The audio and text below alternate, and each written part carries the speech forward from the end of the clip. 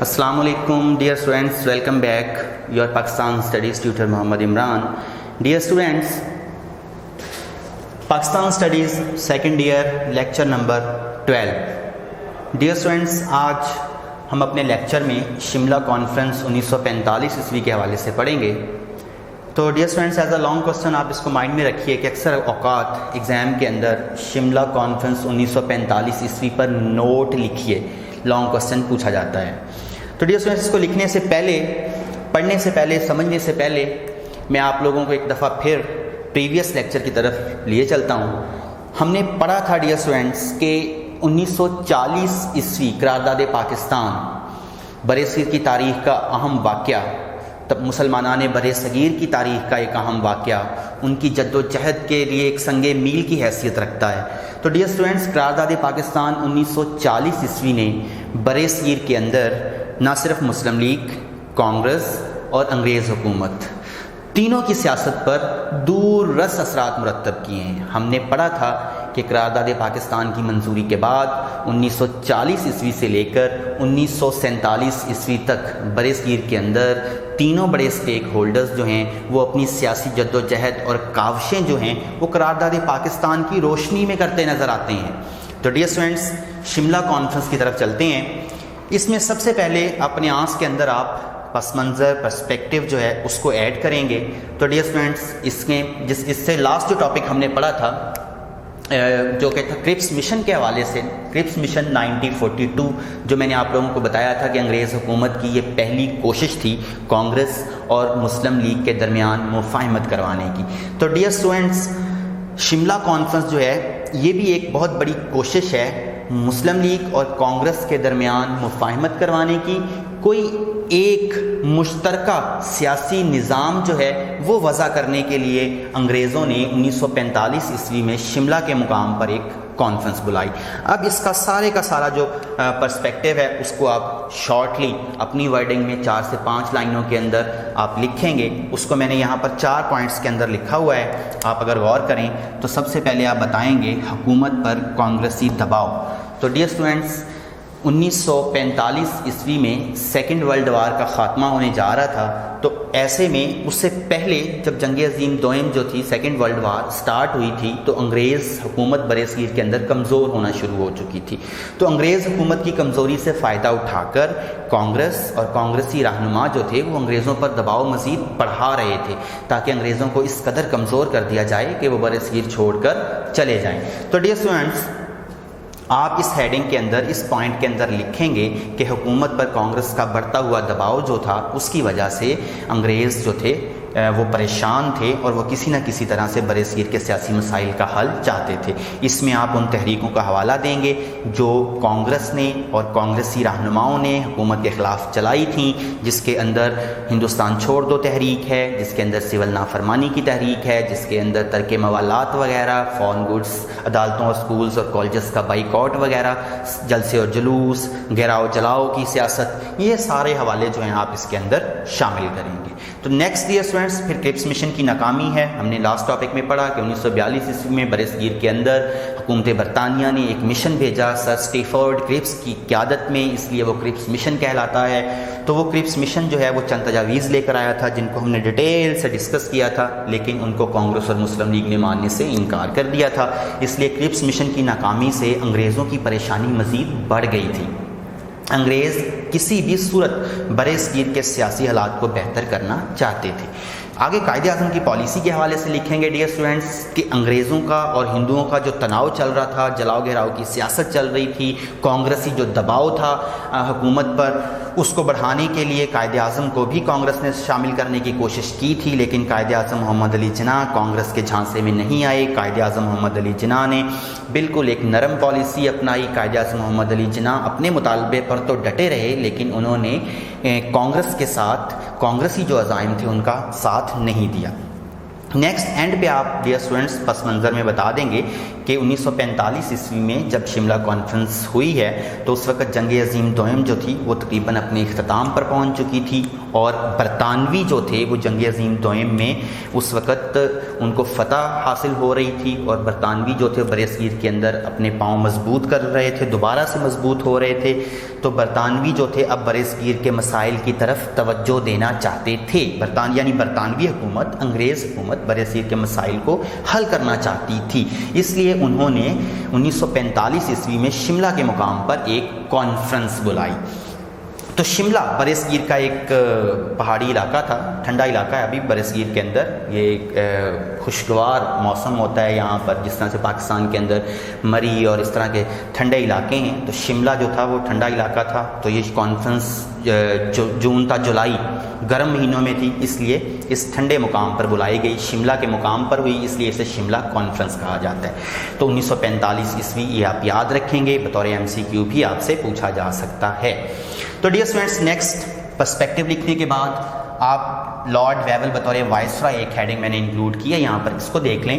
تو اس میں آپ لکھیں گے کہ 1944 عیسوی میں حکومت برطانیہ نے برصغیر کے اندر لارڈ ویول کو بطور وائسرائے نامزد کیا۔ تو لارڈ ویول جو تھا وہ 1944 عیسوی میں برصغیر کا، 1944 عیسوی میں برصغیر کا جو تھا وہ وائسرائے بنا۔ اور ڈیئر اسٹوڈنٹس یہ بھی یاد رکھیے گا کہ یہ سیکنڈ لاسٹ وائسرائے تھا، اس کے بعد ایک آخری وائسرائے آیا ہے لارڈ ماؤنٹ بیٹن، اور اس کے بعد جو برصغیر ہے وہ 2 حصوں میں تقسیم ہو گیا۔ تو ڈیئر اسٹوڈنٹس نیکسٹ آپ اس میں لکھیں گے 1944 عیسوی میں لارڈ ویول کو بطور وائسرائے نامزد کیا گیا، اور لارڈ ویول نے نامزدگی کے بعد تقریباً 1 سال کے بعد 19 مارچ 1945 عیسوی کو برطانیہ کا دورہ کیا۔ وہ برطانیہ چلے گئے، برطانیہ جا کر انہوں نے برطانوی وزیر اعظم سے ڈیٹیل گفتگو کی، تفصیلی گفتگو کی، برصغیر کے مسائل کو حل کرنے کے لیے تفصیلی بات چیت کی برطانوی وزیر اعظم سے، اور برطانوی وزیر اعظم کی مختلف امور پر حمایت حاصل کرنے کے بعد وہ برصغیر واپس آئے۔ اور وہیں پر جب وہ برطانوی وزیر اعظم کے ساتھ برصغیر کا وائسرائے لارڈ ویول برطانیہ جا کر برصغیر کے حالات پر گفتگو کر رہا تھا، تو وہاں پر برطانوی وزیر اعظم اور برصغیر کے وائسرائے لارڈ ویول نے ایک پلان ترتیب دیا، چند نکات طے کیے، چند امور طے کیے، جنہیں ویول پلان کے نام سے یاد کیا جاتا ہے، ویول پلان۔ تو ویول پلان کے اندر جو نکات طے کیے گئے تھے ان کو ہم پڑھنے سے پہلے آپ لارڈ ویول بطور وائسرائے اس کو اچھی طرح سے سمجھ گئے ہوں گے کہ اس کے اندر آپ نے 2 سے 3 چیزوں کا ذکر کرنا ہے۔ ایک تو لارڈ ویول کے حوالے سے بتانا ہے کہ 1944 عیسوی میں بطور وائسرائے وہ برصغیر کا وائسرائے نامزد ہوا تھا، پھر اس نے 19 مارچ 1945 عیسوی کو وہ برطانیہ گیا، برطانوی وزیر اعظم سے اس نے برصغیر کے حالات سے متعلق تفصیلی گفتگو کی، اور وہاں پر ایک پلان تشکیل دیا۔ اس پلان کو تشکیل دینے کے بعد وہ برصغیر واپس آیا، اور یہاں پر آ کر اس نے ویول پلان کے نام سے ایک پلان کا اعلان کر دیا۔ تو یہ ویول پلان کو ہم پڑھتے ہیں کہ وہ نکات جو برطانوی وزیر اعظم اور لارڈ ویول نے طے کیے تھے وہ کون سے تھے۔ اس میں سب سے پہلے دیکھیں مستقبل کا دستور ہے۔ تو ویول پلان کے حوالے سے آپ کی ٹیکسٹ بک کے اندر بھی موجود ہے، لکھا ہوا ہے کہ برصغیر کے مستقبل کا دستور، قانون، آئین برصغیر کی تمام سیاسی طاقتوں کی مرضی سے بنایا جائے گا۔ کلیئر؟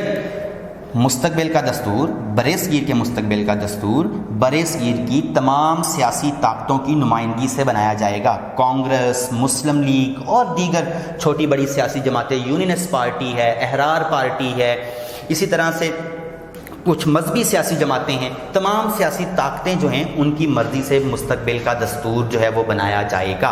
اب ڈیئر اسٹوڈنٹس، قرارداد پاکستان کے بعد ایک جنرل فارمولہ میں نے آپ کو بتایا تھا کہ انگریزوں کی کوشش تھی کہ 1940 سے لے کر 1947 تک تمام واقعات میں وہ مفاہمت کروانا چاہتے ہیں، کسی نہ کسی طرح سے مسلم لیگ کو بھی اور کانگریس کو بھی اور دیگر جماعتوں کو بھی مطمئن کرنا چاہتے ہیں، برصغیر کے سیاسی حالات کو بہتر کرنا چاہتے ہیں۔ تو اسی ضمن میں پہلا پوائنٹ دیکھ لیں، مستقبل کا دستور برصغیر کی تمام سیاسی طاقتوں کی مرضی سے بنایا جائے گا تاکہ کسی کو بھی کوئی اعتراض نہ رہے۔ تو یہ ویول پلان کے نکات پڑھ رہے ہیں، آپ پرپوزلز پڑھ رہے ہیں، تجاویز پڑھ رہے ہیں۔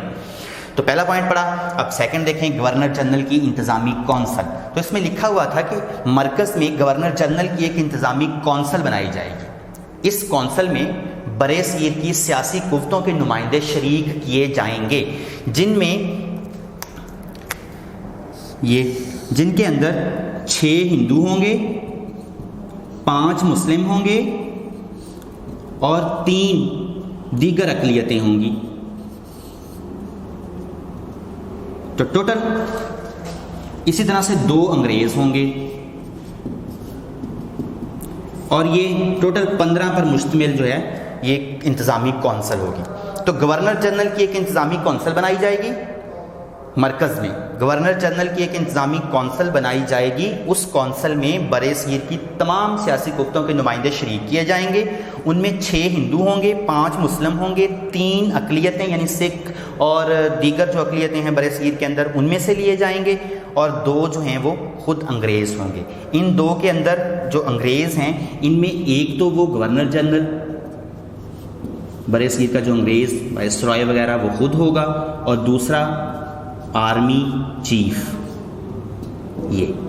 ये सिर्फ 2 अंग्रेज लिए जाएंगे, बाकी जो 13 नुमाइंदे हैं वो बरे-सग़ीर के मुकामी होंगे।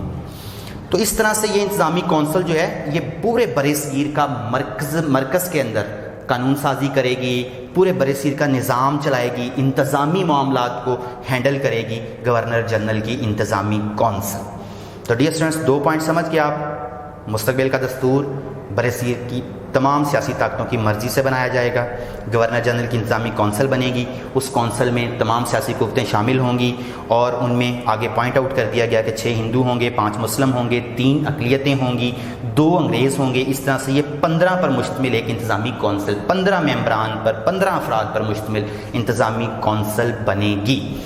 तीसरे पॉइंट पे आएँ तो डियर स्टूडेंट्स वेवल प्लान के अंदर 3rd पॉइंट जो है, तीसरा नुक्ता जो है वो इंतज़ामी कौंसल की सदारत के हवाले से जिक्र किया गया कि गवर्नर जनरल जो होगा वो इंतज़ामी कौंसल की सदारत करेगा।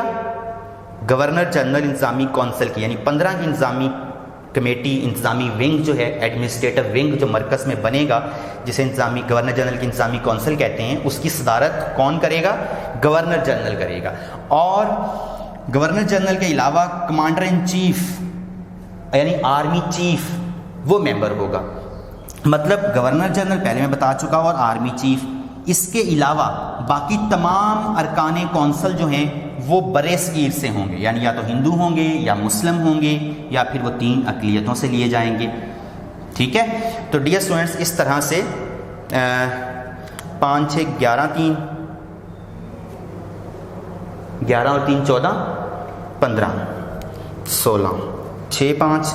तो ये डियर स्टूडेंट्स सॉरी यहाँ पे आप इसको 2 कर लेंगे तो 11, 2, 4, 15 हो जाएंगे। 2 अक़लियतें होंगी, 2 अंग्रेज़ होंगे। तो इस तरह से ये 15 की इंतज़ामी कौंसल कंप्लीट हो जाएगी। तो नेक्स्ट ईयर स्टूडेंट्स इंतज़ामी कौंसल की सदारत मैंने आपको बता दिया, गवर्नर जनरल इंतज़ामी कौंसल की सदारत करेगा और कमांडर इन चीफ के अलावा दीगर तमाम अरकान कौंसल का ताल्लुक बरे-सग़ीर से होगा। आगे सूबाई नुमाइंदगी के हवाले से आप लिख लेंगे कि मरकज़ में इंतज़ामी कौंसल बनने के बाद तमाम सूबों में भी इंतज़ामी कौंसलें बनाई जाएंगी। जब मरकज़ में इंतज़ामी कौंसल बन जाएगी तो उसके बाद तमाम सूबों में भी इंतज़ामी कौंसलें बनाई जाएंगी। तो डियर स्टूडेंट्स इस तरह से ये आपके जो वेवल प्लान के अंदर नुकात हैं ये कंप्लीट हो जाते हैं। तो इसके बाद नेक्स्ट हेडिंग आपके पास शिमला कॉन्फ्रेंस का इनेकाद होगा, ये आप लिखेंगे।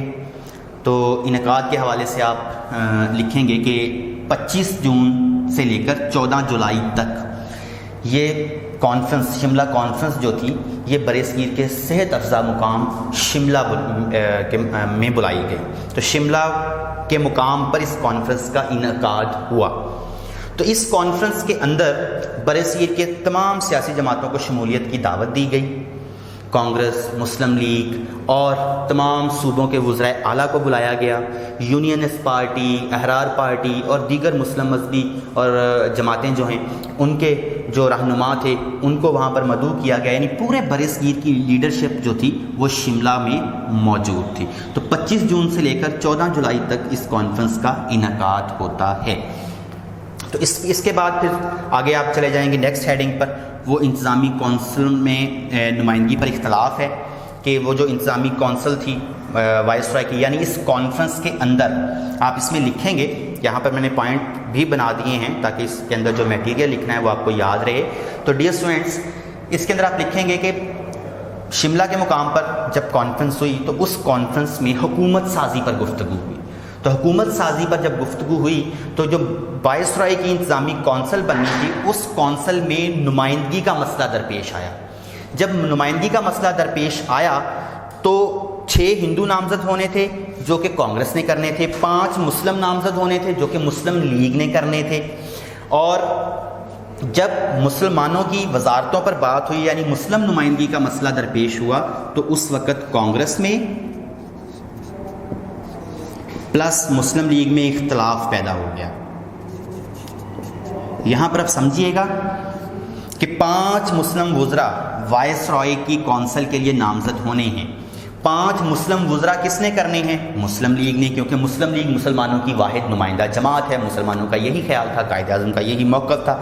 لیکن یہاں پر کانگریس نے ایک مسئلہ پیدا کر لیا یا ایک اعتراض کھڑا کیا کہ جناب 5 مسلمان جو نمائندے ہیں ان میں سے 4 مسلم لیگ کر لے اور 1 نمائندہ جو ہے یہ کانگریس کرے گی نامزد. یہ تو ڈیئر اسٹوڈنٹس مسلم وزارتوں پر اختلاف کس کے درمیان ہوا؟ کانگریس اور مسلم لیگ کے درمیان ہوا. اختلاف کیا تھا کہ 5 مسلم وزراء نامزد ہونے تھے انتظامی کونسل کے لیے اور ان وزراء میں سے 4 جو تھی کانگریس کہہ رہی تھی کہ مسلم لیگ نامزد کر لے, جبکہ 1 نمائندہ جو ہے 1 نشست جو ہے وہ کانگریس کو مل جائے. حالانکہ کانگریس اپنے 6 ہندو نمائندے نامزد کر چکی تھی. تو یہاں پر قائد اعظم محمد علی جناح نے کانگریس کی اس بات کو ماننے سے انکار کر دیا.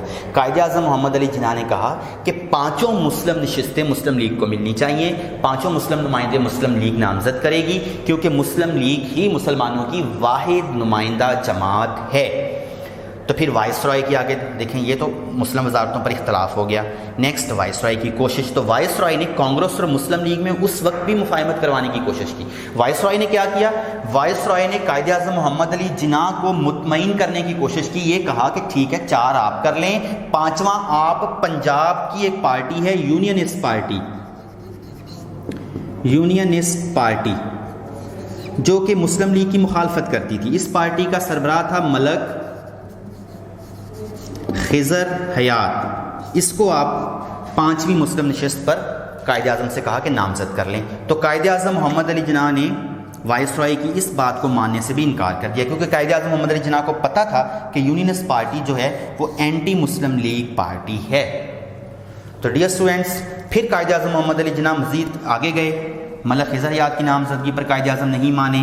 پھر وائسرائے نے ابوالکلام آزاد جو کہ کانگریس کا رہنما تھا مسلمان, تو اس کی نامزدگی پر قائد اعظم کو راضی کرنے کی کوشش کی. لیکن قائد اعظم محمد علی جناح اس پر بھی راضی نہیں ہوئے, کیونکہ قائد اعظم محمد علی جناح جو تھے ان دونوں شخصیات پر اعتماد نہیں کرتے تھے. تو اس طرح سے وائسرائے کی یہ کوشش بھی جو تھی وہ ناکام ہو گئی. تو نیکسٹ ہیڈنگ جو ہے ڈیئر اسٹوڈنٹس آپ لکھیں گے قائد اعظم کا اصولی موقف, کہ قائد اعظم محمد علی جناح کا اصولی موقف تھا کہ مسلم لیگ ہی مسلمانوں کی واحد نمائندہ جماعت ہے, اس لیے 5 مسلم وزراء یا 5 مسلم نشستیں جو ہیں وہ مسلم لیگ کو ہی ملنی چاہیے. مسلم لیگ ہی اپنے نمائندے جو ہے وہ نامزد کرے گی. مسلم لیگ جو ہے وہ پورے برصغیر کے مسلمانوں کی واحد نمائندہ جماعت ہے. تو یہ قائد اعظم نے اصولی موقف جو ہے یہ وائسرائے کے سامنے رکھا.